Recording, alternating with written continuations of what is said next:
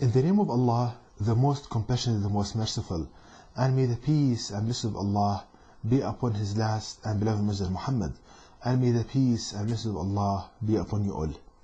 The title of this episode is Understanding Computing from the Quran, from the last revelation of Allah God to people.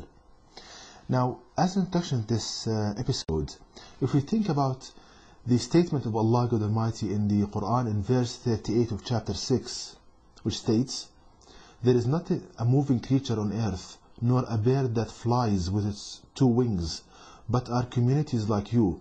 Allah God has not left anything out from the book, then unto their Lord they shall be gathered."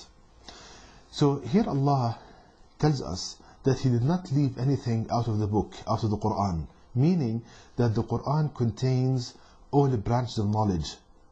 So the Quran has the knowledge of the creation from the Creator. Now, if we link this with verse number 21 of chapter 51 of the Quran, which states, and in your own selves will you not then see? So here Allah Almighty urges us to ponder and reflect upon the creation of our bodies, how Allah Almighty created us. And if we do that, we realize that the human body contains all engineering systems. For example, it contains thermal systems as in the human skin, contains chemical systems as the stomach, structural as in bones, computational as the human brain. So if we want to understand computing and the best computational system, we need to look in the Quran and our bodies in the human brain. Now, linking all of this with verse number 4 of chapter 95 of the Quran, which states, Allah God created humans in an optimal form. So here the Almighty teaches us that He created us in optimal form. This means that the human body is optimized in design and function, meaning that the systems that we learn to design from the human body are optimal systems. There is nothing better than that in their design, specification, everything. So if we ponder upon the human brain and our body, we should be able to understand and get the optimal specifications for a computational system. Now, if we start doing that, and if we ponder upon cell division in the human body, if we ponder upon cell division in our body, we realize that Allah God Almighty designed the cells in the human body to divide according to a numerical sequence. Allah God Almighty designed the cells in the human body to divide and increase in number according to a numerical sequence. Now, this numerical sequence is 1, 2, 4, 8, 16, 32, 64, 128, 256, 512, 1024, 2048, etc. So this is the numerical sequence on which cells are based in their division and increase in number.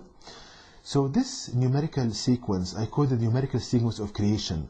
This is the numerical sequence of numbers that Allah Almighty designed the human body upon, and creation upon this numerical sequence.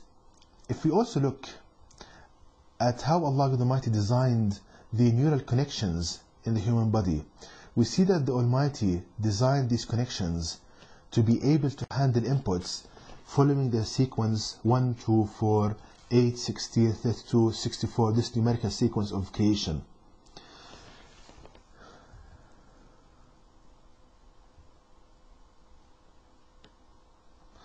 So we see that this is the basic and the numerical sequence on which Allah Almighty created creation upon. And we learn this from the cell division in our body and the neural connections. We see that neural connections are based on inputs following this sequence, and cell division is based on numerical sequence. Now, after realizing this, so this is the basic sequence of numbers in creation. Now, after realizing this, there are a lot of conclusions from this. The first one is that since this is the numerical sequence on which creation was based, this means that any number can be represented by this sequence. That's a direct conclusion from this, that since our bodies are based on this sequence, since creation is based on it, thus any number should be represented should be represented by this sequence. Let me give the following examples. If we take number 19, number 19 can be represented by this sequence. It's 1 plus 2 plus 16. Number 57 is 1 plus 8 plus 16 plus 32. Number 178, it's 2 plus 16 plus 32 plus 128. So we can see that any number can be represented by this numerical sequence of creation. And it's no wonder that people realized that nowadays, after the invention of computers, that the binary system, that any number can be represented by the binary system. So it's no wonder. But we see that people reach this after hundreds of years of experiments, research, where Allah God Almighty teaches us knowledge in a matter of seconds. Allah God Almighty teaches us this knowledge in a matter of seconds, while people, they reach the basics of what I'm saying in hundreds of years of research. So you can judge which approach is better. So let us ponder upon this assumption. If Muslims, they pondered upon the Quran and realized this information before others, can you imagine, can you fathom, can you forecast what would be the status of Muslims nowadays? Again, if the Muslims, they pondered upon the Quran, they asked Allah for knowledge before running to the strangers, and they realized this knowledge from the Quran and they implemented it before others, can you imagine the status of Muslim, what it would have been today? And we see that people realized that any number can be represented by the binary system of numbers. So here it showed how to represent the numbers 19, 57 and 178 by the binary system. So for example, number 19 is represented by 11001, number 57 is represented by 100111, number 178 by 01001101. So it's no wonder that any number can be represented by the binary system. Now this is the first conclusion. Now the second conclusion from this is that since this is the basic and this is numerical sequence on which creation was created upon, so it's the best sequence for doing mathematical operations on it. So this is the best numerical sequence to do numbers operations. For example, summation, subtraction, division, multiplication is the best numerical sequence to do these operations upon. So let me give an example. If you want to add number 1 and 3 using this numerical sequence of creation, the way is that, and this way is derived from the Quran and pondering upon our body, is that if you have a full cell, for example, if you want to add 1 and 3, if you have 1 and you want to add it to 3, then the first cell, if it's full, then the result would be a shift in the cell to the left. So 1 plus 1 would be, to shift the cell to the left becomes 2, and 2 and 2, shifting the cell to the left becomes 4. So this process is repeated. So if you have a full cell and you add it to a full cell, then the result is a shifting of the cell to the left. And any number you can add using this approach. And this is just one example of adding 1 plus 3.